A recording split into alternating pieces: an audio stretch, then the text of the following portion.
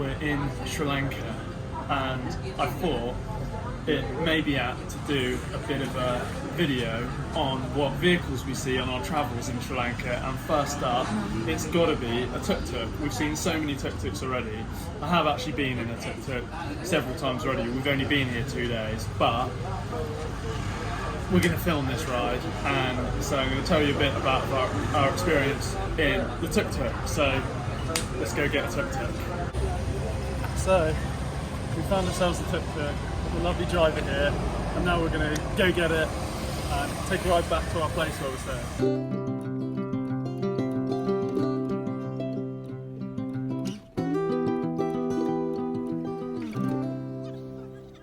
Okay, so we're able to get in here. This is the same as in Italy. The Vespas. The gear change is the same as what I've only experienced on the Vespas, which you've got, I mean, is it four gears? Yeah, 4 gears, and it's click up for first gear, second gear, third gear, fourth gear. Same as in the Vespas in Italy. Yes, Piaggio. And this one at 4-stroke? 4-stroke. The earlier ones are 2-stroke. What's better, the 4-stroke or the 2-stroke? 4-stroke better on fuel. Yeah. Up the hill, small torque. Yeah. Thank you. That's great. So yeah, the Tuk Tuk. So many of these in Sri Lanka. It's like the most common mode of transport. And I can see why, because it's so hot here. And you get the lovely breeze running through, but also, you know, they're just super practical, aren't they, Abs, for like what people want here. Yeah, they're really good fun, aren't they? They're really good fun, really good fun. Versatile, they can weave in and out of the traffic, which makes them a hit with the locals. That's the thing, yeah, these go like... Go on the lorries and go on the buses and stuff. Exactly, yeah. The novelty's definitely not wearing off of the Tuk Tuk. I've never been in a Tuk Tuk up until this holiday in Sri Lanka, and it's been so much fun.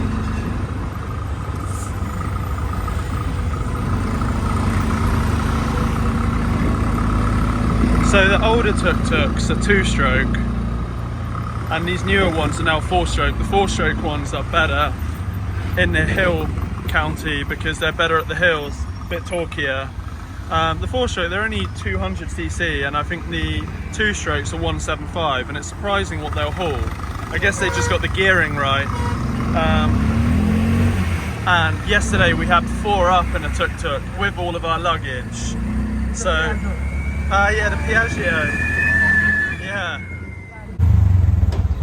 So I don't know if I made it very clear, but the gear change is on the handlebars, so you can see when he changes gear. See, the whole thing rotates, and I've only ever ridden one bike with that, and it was a Vespa. Thank you. Bye bye.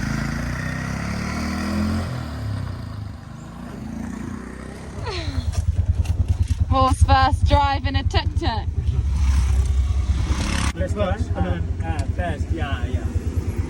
Do you understand the rules of the road more? Yeah. Yeah?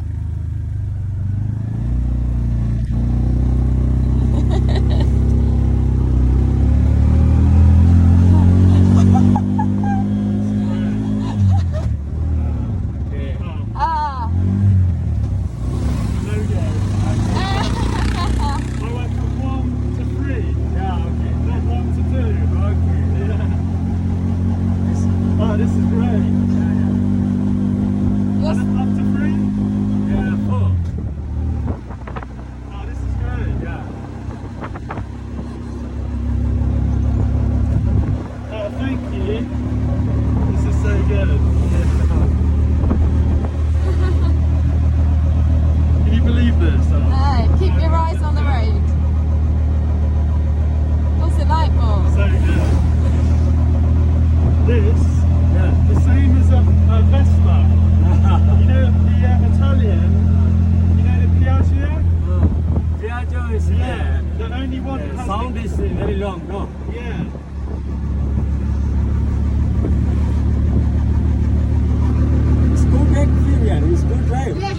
driver.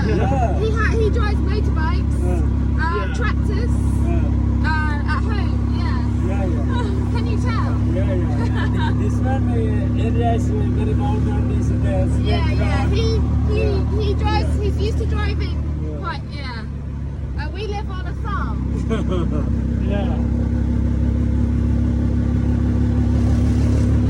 Oh, this is so good. I just want to say at this point that the Sri Lankans are such nice people.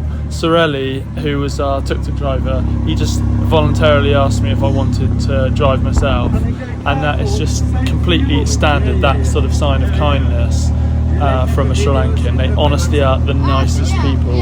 So thanks again, Sorelli, for letting me shred it up on the mountain roads in your tuk-tuk. Absolutely loved it.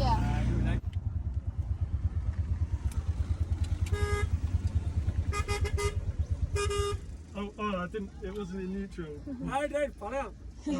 That was so good. Okay. Thank you. Okay. Oh, thank you so much. You like that too, or you try? No problem. That was a real amazing experience. That was so good. Yeah. Alice, can you believe I just had a drive? Yeah, that's great. He said you're a good driver. Sorelli said you're a good driver as well. Yeah, that's good. That's good.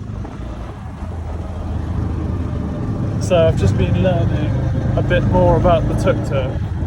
So the sort of distinguishing feature of the tuk-tuk is, well, the whole thing is distinguished, frankly, but so I just had my first drive, and they've got the same gear setup as what I can only compare to a Vespa, where the gear changes on the handlebar. And I actually missed a gear, didn't I? Yeah. A minute ago. I went from first to third on my first go, but I think I got it alright after that, didn't I? You pressed. Yeah. So with that in mind, I always thought that the tuk-tuk was based on the Piaggio, the Italian version, but actually I've just been learning a bit more and I don't think it is. I think the original tuk-tuk was actually made in Japan. I think it's made by Daihatsu. I mean, I might be wrong here, but I think it was. And then they were really common in Thailand, and they started mass producing them in Thailand. And I think that's where they got the name tuk-tuk from. And I believe they're called tuk-tuk because of the harsh sound of the engine back then. And I guess the originals were probably two-stroke, so I can see where that came from. Most of them now are four-stroke, but you still see quite a few two-strokes about.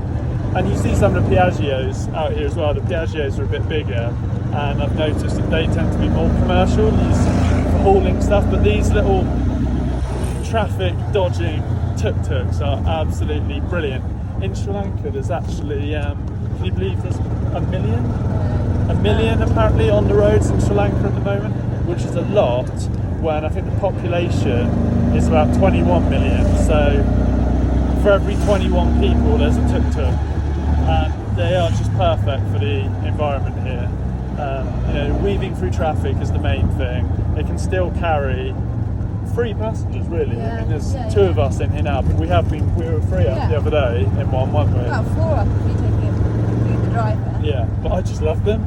So good, so much fun. The drive, I'm so grateful for the driver letting me have a go because it was so much fun. But anyway, I think that's the whole tuk-tuk experience down, isn't it? I want to show a few clips of some. You see quite a lot of pimped out tuk-tuks here, don't you? Everyone individualises their tuk-tuk, which is great. Everyone takes great pride in the tuk-tuk. So I'm going to show some clips of just some random pimped out tuk-tuks we've seen on our travels. But anyway, I guess that's probably it for the tuk-tuk experience, isn't it? Yeah. So hope you enjoyed the whole tuk-tuk experience. All good. Catch you soon. Definitely one of the most pimped tuk-tuks yet. VIP. TRD, that's like a Toyota tuning company, so not quite sure. There's a doorknob there. Spinners.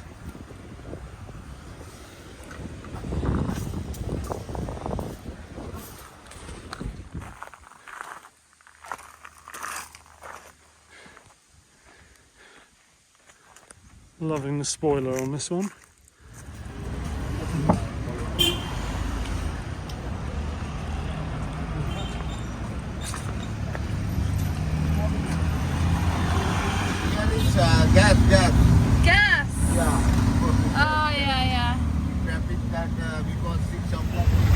we have an actual Piaggio tuk-tuk, actual Italian made one.